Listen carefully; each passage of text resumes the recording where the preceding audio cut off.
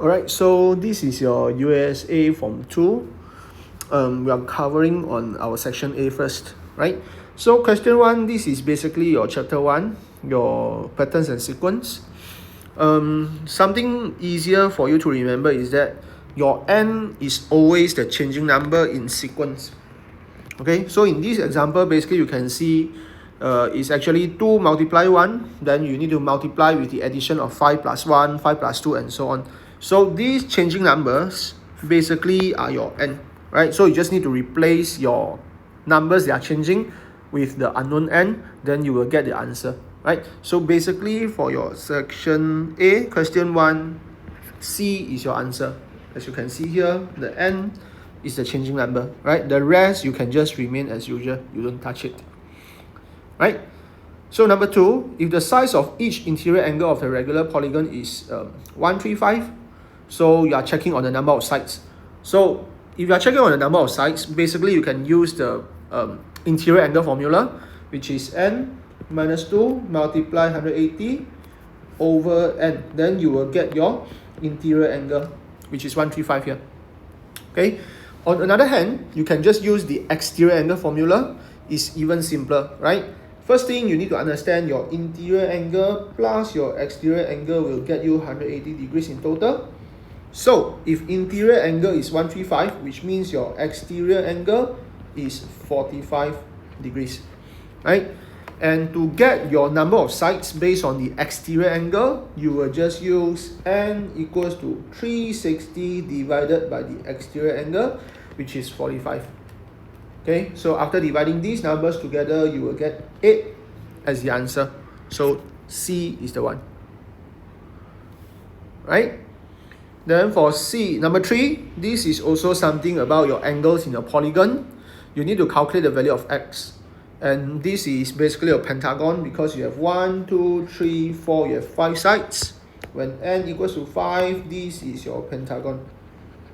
Okay, and for the total interior angle, you will use 5 minus 2 multiply with 180, then you get 540, which means when you add up all together, you will get 540 in return. Okay, so to get your x value, you can just find the corresponding of your 50 here, which is 130, because this is a straight line. Same goes for this part, you will have 140 in total. Right, so to get your x value, you will just use 540 in total minus all the known angles. So you have 4 angles here, right? So you can just minus your 100, minus your 130, and this is your 90 degree right angles, and 140 as well. Okay, so after subtracting everything, you will have 80 degree left, and your answer for number 3 is donkey. Alright, so for number 4, the diagram shows a circle with center O and a radius of 14 cm. Given the lengths of arc KL and KJ are the same. So you have your arc KL, you have your arc KJ. These two arcs have the same length, which actually means the angle has the same value as well, right? Because the angle and the arc length, basically they are correlated with each other. Okay, then you are required to calculate the length of your arc KL, which means one of the sides lah. Okay, calculating the arc length, you will use the formula theta over 360 times 2 pi r or times pi d. Okay, so you just need to check for your x value, then you just substitute inside, then perform your basic calculation. Okay, a 1 whole turn is 360 in total. You need to subtract your 80 degree, then you will have 280 in return. To get your x value, you use 280 divided by 2. 140 is the degree, so it means over here you have 140, you have 140 here, right? And to get your KL length, you are just using 140 over 360 multiplied 2. Your pi is 22 over 7. Your r is 14 cm. So you just press your calculator, you will get 34.22 as your answer for question 4. Right? So number 5, the volume of a cone is 1232. So volume of a cone, you need to remember, cone, basically this is a shape.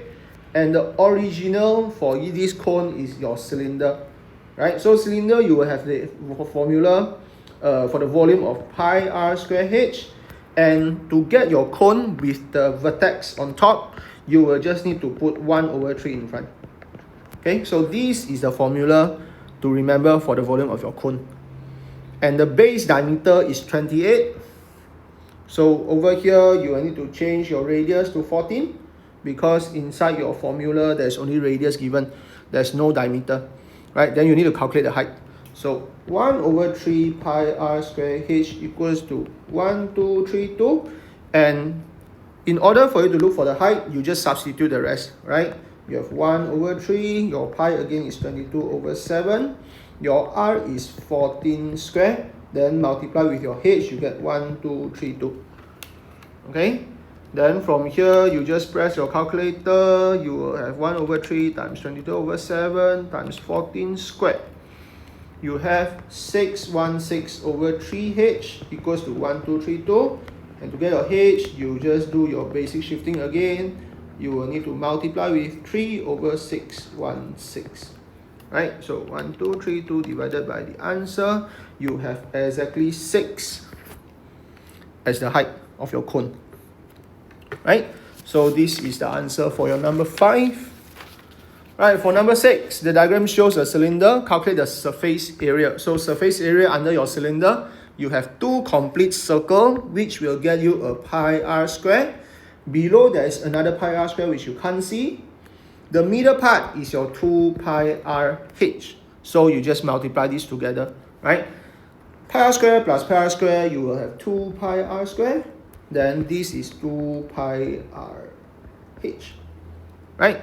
And just put in your formula. You will have 2 multiply your pi, multiply with your r, which is 8 square, plus 2 pi, r is 8 again, then h is basically your perpendicular height, right? Which means you'll get a 90 degree here, which is 12. Okay? After multiplying together, you will get somewhere 1005.7. A is the answer. Right? So number 7, the diagram shows the net of a solid cube of volume 216. So this is the volume of a cube where you will get 216 cubic centimeter. You need to find the perimeter. Perimeter, basically you are looking for the length, okay, in cm of the net. So from volume back to length in cube, you need to remember it is a cube root related question. So you just cube root your 216, you get your 6 cm, which means every side here, you will get a common length, which is 6. And you just need to calculate how many 6 are there in total, right? So 1, 2, 3, 4, 5, 6, 7, 8, 9, 10, 11, 12, 13, and 14. So 14 multiplied with your 6, you will get 84 as the answer. Alright, so moving on to question 8, expand the following expression. So this is your expansion question. For shortcut, you can just remember the front part you need to square. The back part you also need to square. And the middle one, you will just be breaking this into 3 parts. For example, in this case, it's 4h. This is negative 3k. And over here, this is a 2. You have part 1, part 2, part 3. The middle part, you are just multiplying these 3 terms together. Okay, this is a shortcut basically. So 4h squared, you will have 16h squared. Negative 3k, when you square it, you will have positive 9k squared. And the middle part, when you multiply together, you can start by checking the number first. So 4 multiply negative 3, you get negative 12. Negative 12 times 2, you get negative 24. You have h, you have k, you just put in your h and k. Right? So your answer is boy. It's very direct over here. Okay, moving on to question 9. Question 9, this is your algebraic fraction part. So you can see there is a subtraction and there's a multiplication. You will need to start by checking your multiplication part first, right? So in this case, you can just copy exactly in front first. You are not going to touch that. 2 over x minus. This is also something that you can put it first, right? 5 over x plus 1.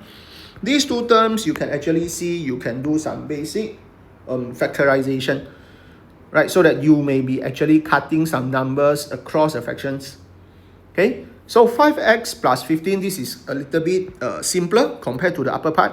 So from here, you can actually see your HCF is 5.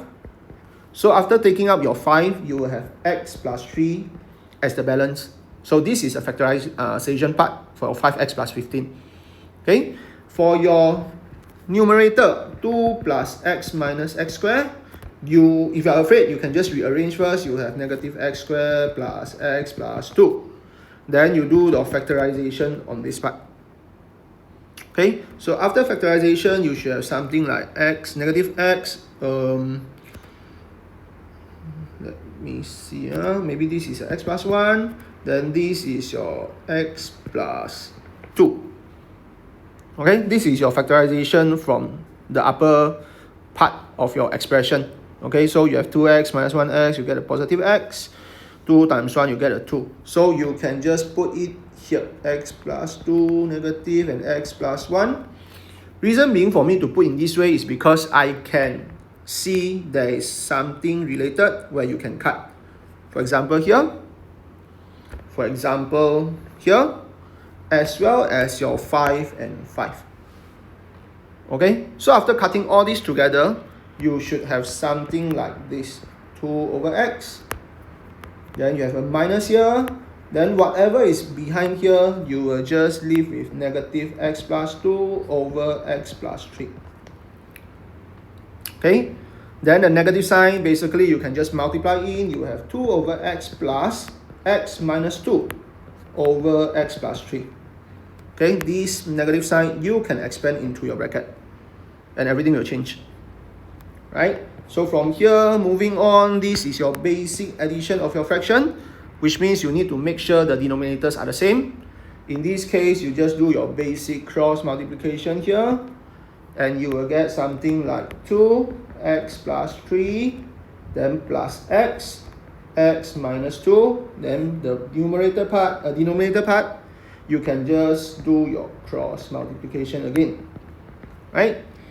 Then after multiplying, you will get a 2x plus 6 plus x squared minus 2x over x bracket x plus 3.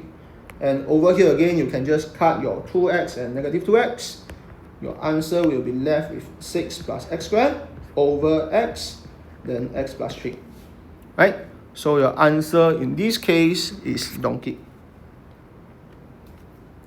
Right? Number 10, this is your algebraic formula where you need to put your P in front. Q in terms of P, which means you are looking for something Q equals to something where your P is still located on your right hand side. So first rule, P over 3 minus Q equals to PQ. Your first rule is to do your rearrangement. Right, you are regrouping your Q together. So over here you have a Q, you have a Q here. You can regroup them by checking PQ plus Q equals to P over 3. Once you have the rearrange, you will do your factorization again. So factorize your Q out because you need your Q as your subject. Then you will be left with P plus 1 equals to P over 3. Then the last step over here is to perform your shifting.